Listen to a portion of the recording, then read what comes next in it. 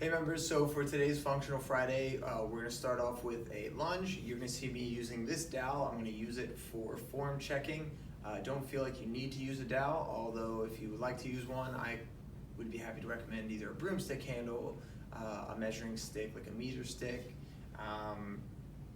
a lacrosse handle if you have lacrosse players in your household, hockey stick. Really, the options are limitless here. So we're going to go ahead and get started. So I'm going to show you a lunge first, okay? So I'm gonna take my stick, I'm gonna align it with my spine, okay?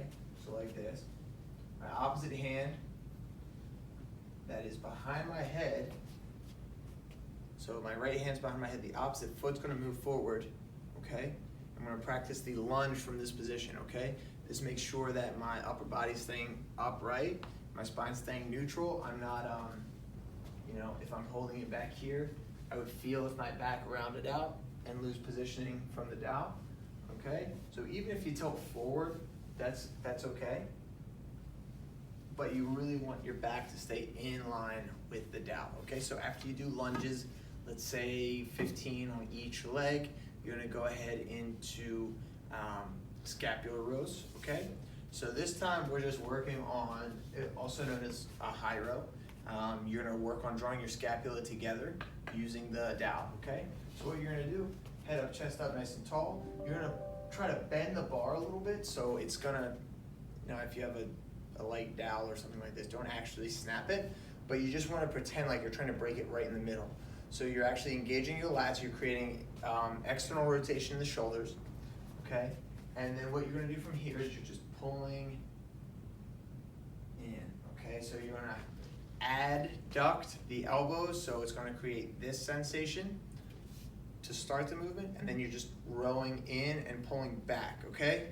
So at the top, you should feel, even if there's no weight on it, you should feel your muscles engaged and your scapula retracting, okay? So that's a really good mobility drill you can work on.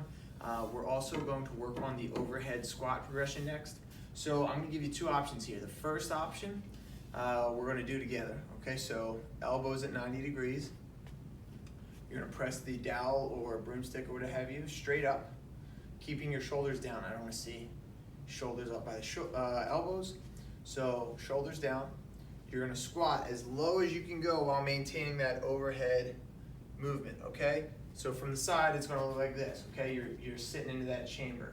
So you're gonna stay up nice and tall, core is engaged, you're not hyperextending through the spine. You're gonna squat down,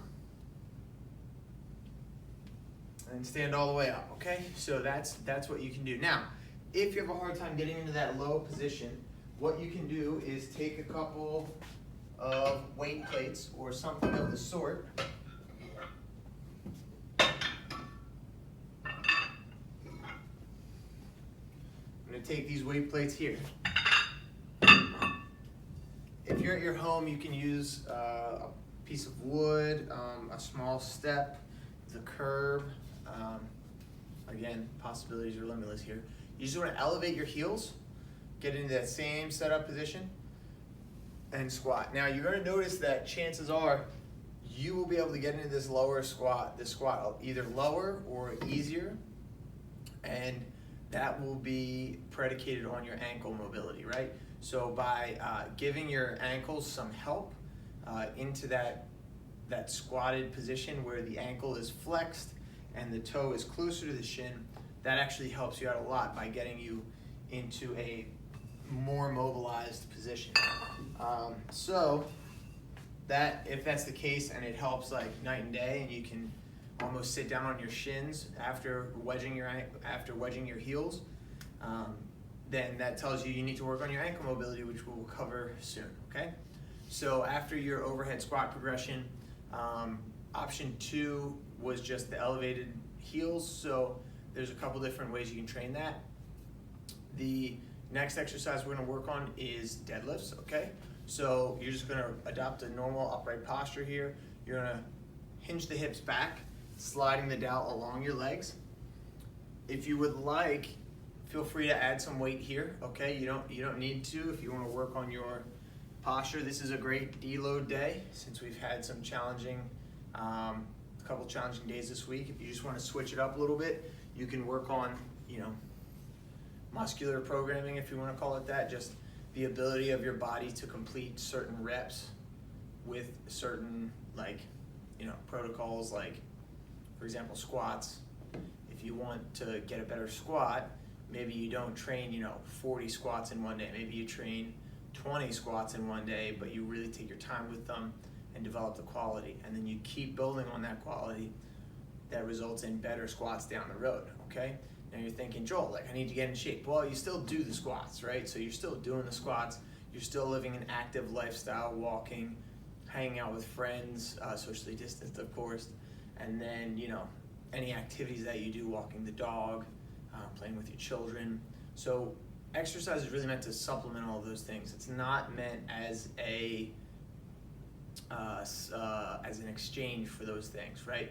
So a healthy lifestyle is one that is filled with activity rather than you're inactive and then you're going to the gym 3 or 4 days a week to try to compensate for that. It's not going to work. It's going to be very difficult. It's probably not going to be as enjoyable either. But if you're out there getting it and you know you're supplementing with the gym, days like this are great. Active recovery is fantastic. You'll feel brand new for Saturday. Maybe you'll play the best round of golf ever. Maybe on Monday you're ready to go to the gym again, or Saturday or Sunday, and your gym session might be really great after that. So the last one I'm going to have you do is push-ups. So we're going to take this down. You're going to place it along your back, okay? So 3 points of contact: head, shoulders, and glutes, okay? So from here, you want to do your push-up. Chest touches the ground first, and then big push, okay?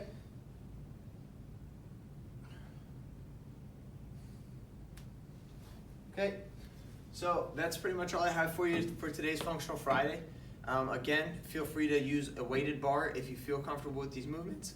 I would definitely recommend at least a dowel or some other type of lightweight bar that you could use to try the movements first before you bang out your 3 or 4 sets for 15 plus reps, okay? Have a great day, everybody. We'll see you on Monday. Thanks.